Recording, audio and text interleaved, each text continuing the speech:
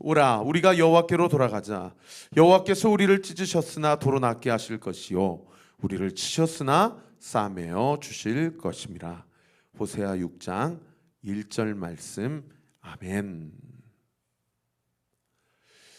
자, 어느새 명절 연휴 마지막 날이고요. 어떻게 연휴 잘들 보내셨는지 모르겠습니다. 어제는 특별히 따로 영상을 올려드리지 않았고 각 가정에서 가정 예배 모범으로 예배드리시도록 그렇게 안내를 하였고요. 이제 오늘 7장 마지막 부분에서 8장 초반까지의 말씀 우리가 함께 살펴보게 될 것입니다. 7장의 전반적인 내용은 제가 주제가 뭐라고 말씀드렸죠? 예레미야 선지자가 특별히 예루살렘 성전 문 앞에서 하나님의 말씀을 선포하고 있는 그런 어떤 장소적 특징이 있다라고 말씀드렸어요.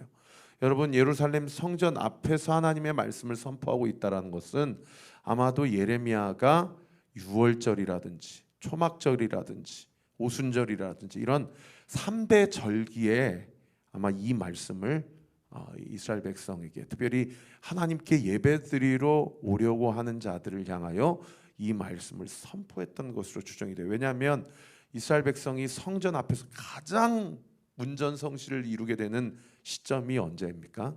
바로 유월절 그리고 오순절, 초막절 이 3대 절기 때 정말 문전성시를 이루고 모든 이스라엘 백성이 다 예루살렘 성전 앞에 나와서 하나님께 예배하는 그런 절기이기 때문에요. 하여튼 최대한 많은 사람들이 하나님의 말씀을 들을 수 있도록 어쩌면 예레미야는 이 예루살렘의 그 이스라엘 백성 3대 절기에 맞춰서 이 7장의 말씀 10장까지 이 말씀이 계속되거든요. 7장부터 10장까지 이 말씀을 이스라엘 백성에게 대언한 것이 아니겠는가 그렇게 추정이 됩니다. 어제 큐티 녹음 영상을 따로 올려드리지는 못했는데 어제 보면 잠깐 보시면은 하나님이 얼마나 마음이 상하셨냐면 7장 16절에 보시면 예레미야에게 이렇게 말씀하십니다. 그런즉 너는 이 백성을 위하여 기도하지 말라. 그들을 위하여 부르짖어 구하지 말라. 내게 간구하지 말라. 내가 내게서 듣지 아니하리라. 그러니까 선지자 예레미야에게 사실 예레미야는 선지자이기도 하지만 제사장이잖아요. 그러니까 백성을 대표해서 하나님 앞에 나아갈 수 있는 그런 직분을 갖고 있는 자인데 하나님께서 백성을 대신해서 나에게 간구하지 말라라고 이야기하실 정도로 그 당시 이스라엘 백성의 어떤 그 죄악이 관영했더라는 것을 알 수 있는 그런 대목이고요. 또 눈에 들어오는 것이 21절인데 21절 말씀 한번 보시면 만군의 여호와 이스라엘의 하나님께서 이와 같이 말씀하시되 너희 희생제물과 번제물의 고기를 아울러 먹으라. 희생제물은 이제 화목제물로서 함께 하나님께 예배드리고 고기를 같이 나누어 먹는 제사고 번제물은 이거는 다 태워서 하나님께 드려야 되는 그런 제사 방식인데 지금 희생제물과 번제물을 같이 그냥 먹으라라는 얘기는 무슨 얘기입니까? 지금 예루살렘 성전 앞까지 예배드리러 온 성도 이스라엘 백성들에게 너희가 아무리 정성껏 예배를 드린다 하더라도 희생제물이든 번제물이든 나는 너희의 제사 예배를 받지 않겠다라는 사실은 정말 청천벽력과 같은 그런 말씀을 하고 있는 그런 본문인 것이죠. 왜 이렇게까지 얘기하시냐? 하나님께서 어제 본문 마지막 구절 28절에 이렇게 말씀하십니다. 28절 보세요. 너는 그들에게 말하기를 너희는 너희 하나님 여호와의 목소리를 순종하지 아니하며 교훈을 받지 아니하는 민족이라. 진실이 없어져 너희 입에서 끊어졌다 할지니라. 하나님의 목소리를 순종하지 아니하고 주님의 교훈을 받지 않기 때문에 예레미야 보고 이스라엘 백성을 위하여 대신하여 기도하지 말라고 하시고 또 희생제물과 번제물도 바쳐봐야 내가 받지 않겠다. 여러분 이게 사실은 절망의 메시지죠. 그런데 이게 절망의 메시지로 들리십니까? 여러분 이게 무슨 얘기예요? 이게 사실은요 정말 이게 아다르고 어다라라고 조금만 뒤집어서 생각해 보면 이거 하기 전에 정말 중요한 게 뭔지를 다시 한번 생각해봐라. 하나님이 예레미야 선지자에게 지금 말씀하고 계시는 거예요. 이런 형태나 형식이나 허례허식이 중요한 것이 아니고 영적인 관계가 완전히 꼬여 있고 끊어져 있는 하나님과 이스라엘 백성 그 관계 사이에서 정작 중요한 것이 무엇인지를 다시 한번 생각해 봐줬으면 좋겠다라는 것을 하나님이 예레미야 선지자를 통해서 지금 간곡하게 지금 당부하고 부탁하고 있는 것이죠. 그래서 오늘 보면 29절에 예레미야가 뭐라고 얘기합니까? 이렇게 얘기하죠. 29절 같이 한번 읽어볼까요? 너의 머리털을 베어버리고 벗은 산 위에서 통곡할지어다. 여호와께서 그 노하신 바 이 세대를 끊어버리셨습니다. 그러니까 예레미야 선지자의 닉네임이 눈물의 선지자라는 것은 정말 이런 메시지를 그 3대 절기에 하나님을 예배하러 온 이스라엘 백성, 하나님도 예배하고 바알도 예배하고 하나님도 의지하고 돈도 의지하는 당시 이스라엘 백성에게 너희는 울어라, 너희는 통곡해라 라고 이야기하고 있는 그런 본문인 것이죠. 여러분, 오늘날 우리 이 시대도 마찬가지입니다. 오늘날 이 시대도요, 세속화되어 버린 우리의 신앙, 우리 한국 교회, 이 시대와 이 세대 가운데서 우리가 해야 될 일은 뭡니까? 울어야 돼요. 울어야 돼요. 우리가 울어야 될 줄 믿습니다. 여러분, 지난 3일 동안 명절 연휴 지나시면서 여러분의 가정의 영적인 현 주소, 여러분이 이 시대의 영적인 현 주소, 우리 교회의 영적인 현 주소, 여러분 내 영적 상태 어떤 현 주소를 바라보면서 여러분 우리가 울어야 될 줄 믿습니다. 우리가 울어야 됩니다. 우리가 통곡하고 울어야 돼요. 아무리 들어도 선포되고 들어도 바뀌지 않는 나, 여전히 하나님의 말씀을 청종하지 않고 듣기는 하지만 순종하지 아니하는 나의 이 완악하고 뻣뻣한 이런 나의 죄의 참상을 보면서, 그리고 정말 손가락질은 하고 판단은 하고 정죄는 할 수 있지만 그러나 누구도 십자가를 지려고 하지 아니하는 이 시대를 보면서 우리 가정을 놓고 울어야 되고요, 우리 교회를 놓고 울어야 되고, 여러분 나 자신을 놓고 울어야 될 줄 믿습니다.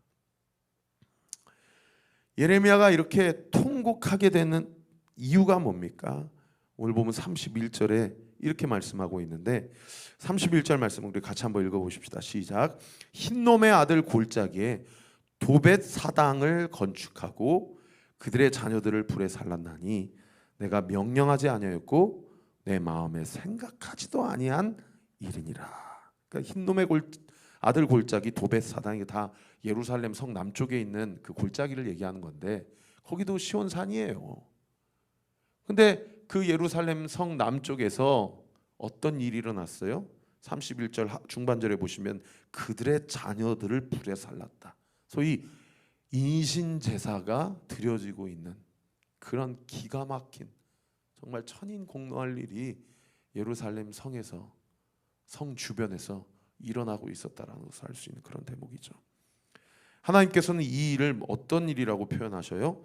내가 명령하지 아니하였고 내 마음에 생각하지도 아니한 일이다.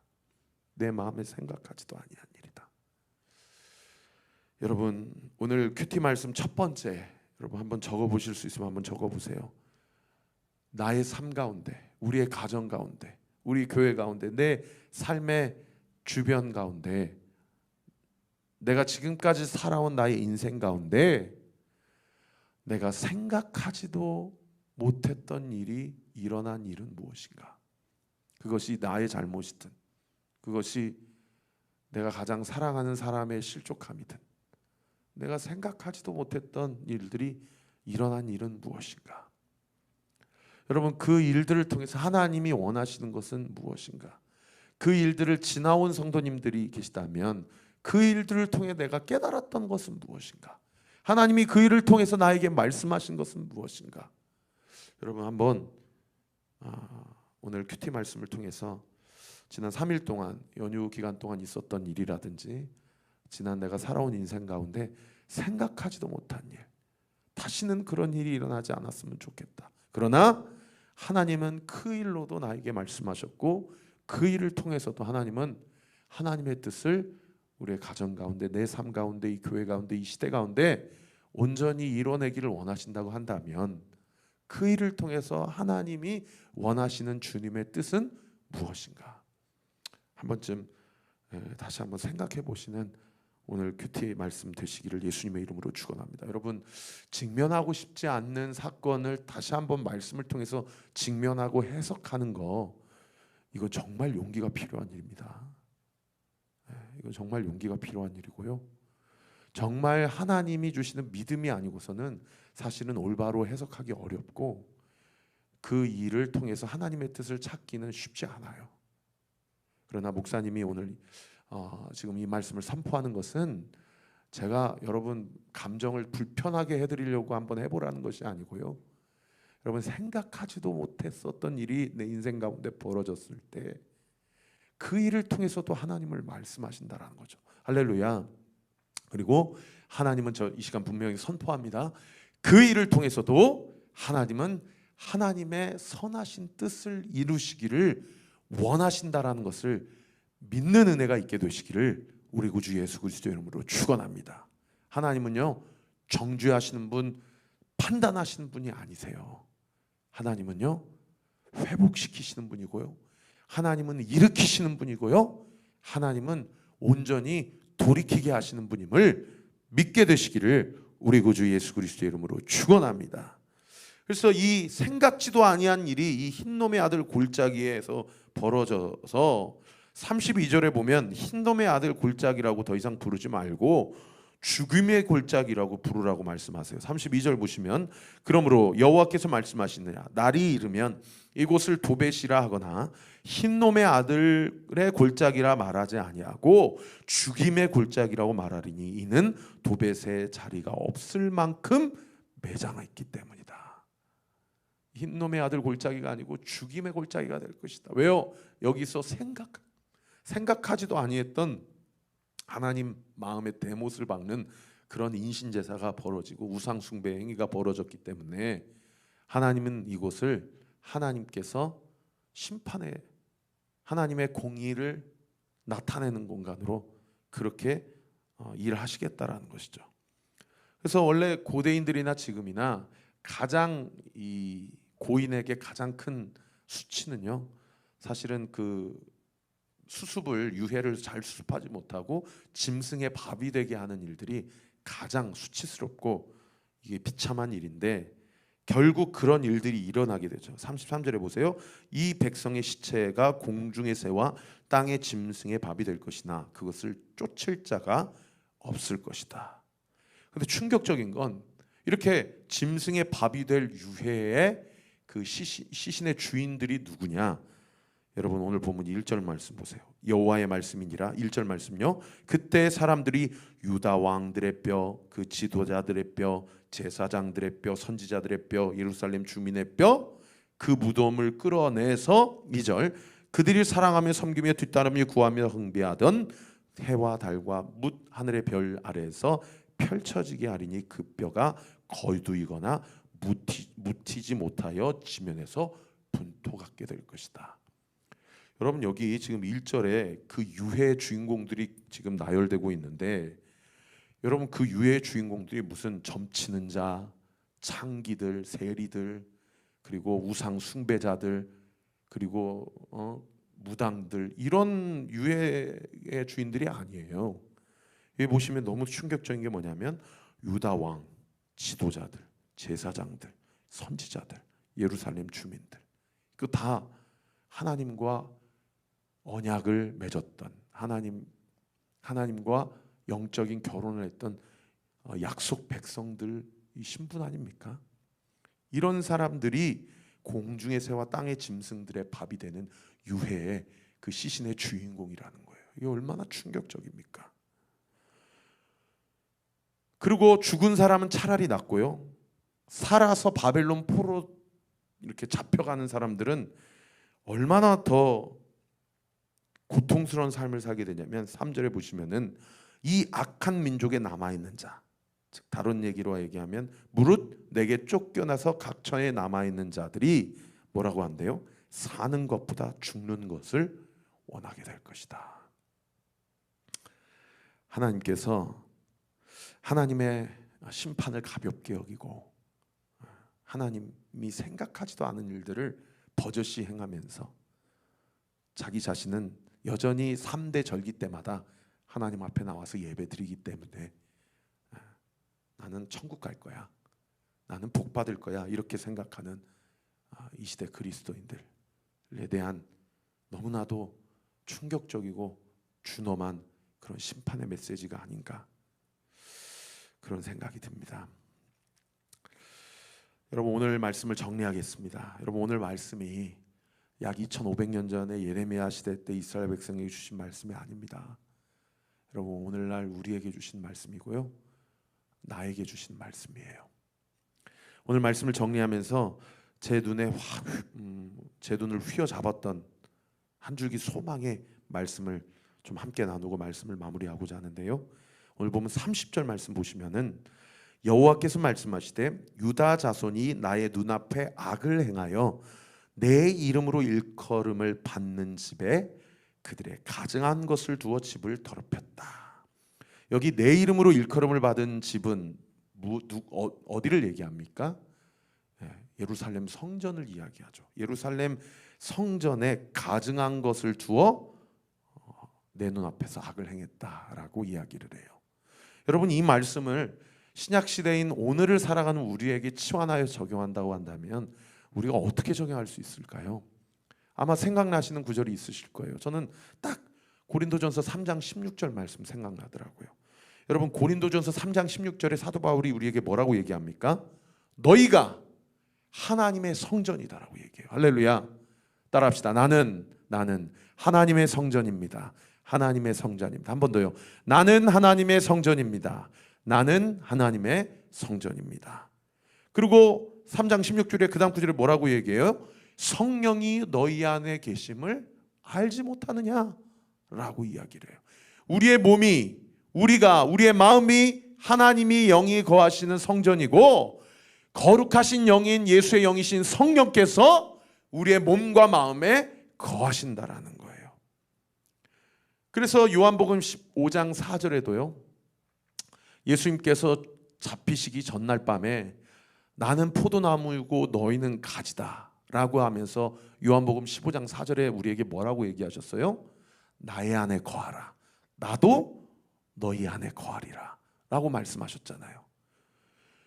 이게 같은 맥락인 거예요. 고린도전서 3장 16절 말씀에 너희 몸이 하나님이 거하시는 거룩한 성전이다 라고 얘기하신 말씀과 같은 맥락이라고요. 그러니까 예수의 영이신 성령이 우리의 몸과 마음에 거하신다라는 것은 무엇을 얘기해요? 구체적으로 하나님의 말씀을 듣고 그 말씀 앞에 순종할 때에 예수의 영이신 성령께서 우리의 몸과 마음에 거하시게 된다라는 거죠. 아니, 반대로 하나님 예수 그리스도의 영이 우리 가운데 거하시면, 진정으로 우리가 주님의 영을 사모하고 간절히 주님의 영을 갈망하면 예수의 영이신 성령께서 우리의 몸과 마음을 예수님이 거하시기에 합당한 삶으로 우리를 인도해 가신다라는 거예요. 그것을 요한은 나의 안에 거하라, 나도 내 안에 거할 것이다 라고 이야기한 것이고, 어제 본문 7장 23절로 한번 보세요.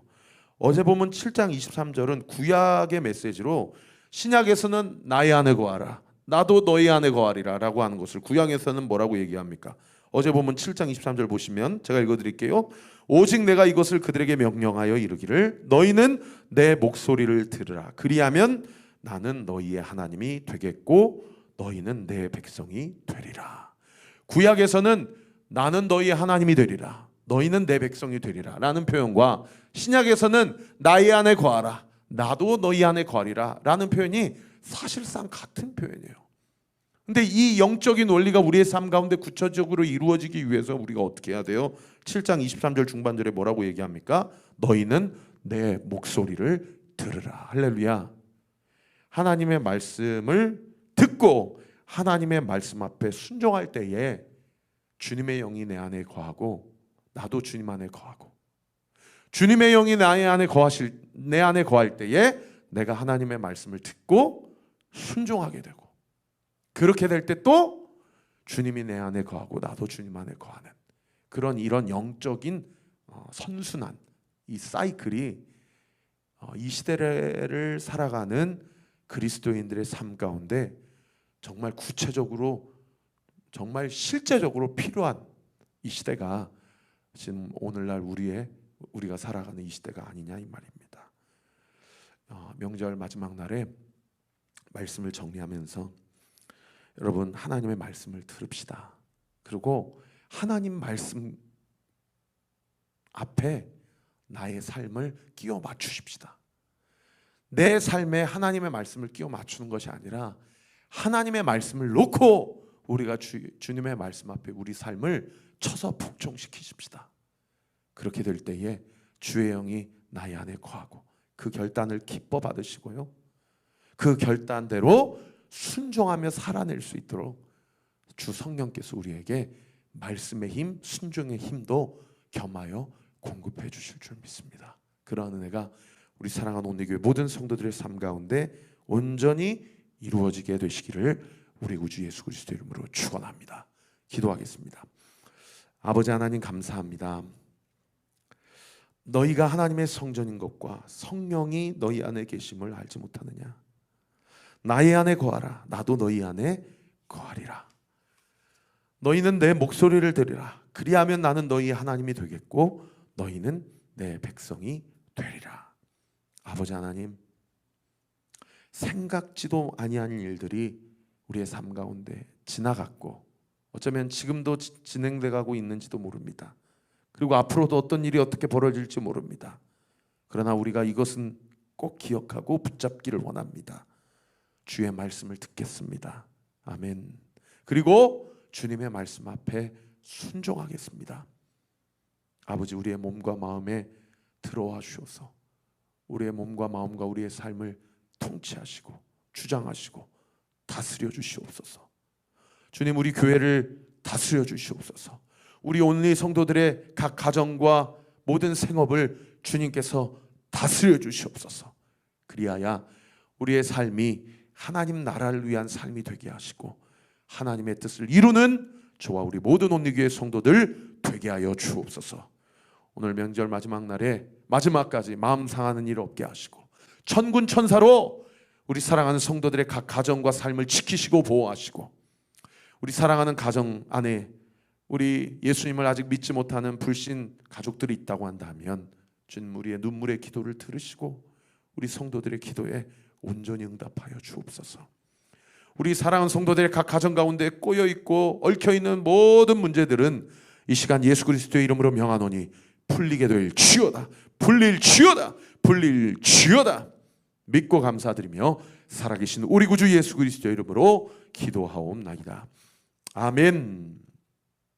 지금은 우리 구주 예수 그리스도의 은혜와 하나님의 사랑과 성령 하나님의 위로교통 충만하심이 오늘 주신 말씀 붙잡고 주 안에서 주님이 내 안에, 내가 주님 안에 거함으로 나를 향한 주의 뜻을 온전히 이뤄가기를 간절히 소망하며 결단하는 우리 사랑하는 온리교회 모든 성도들 머리 위에 지금으로부터 영원토록 함께 하시기를 간절히 축원하옵나이다. 아멘.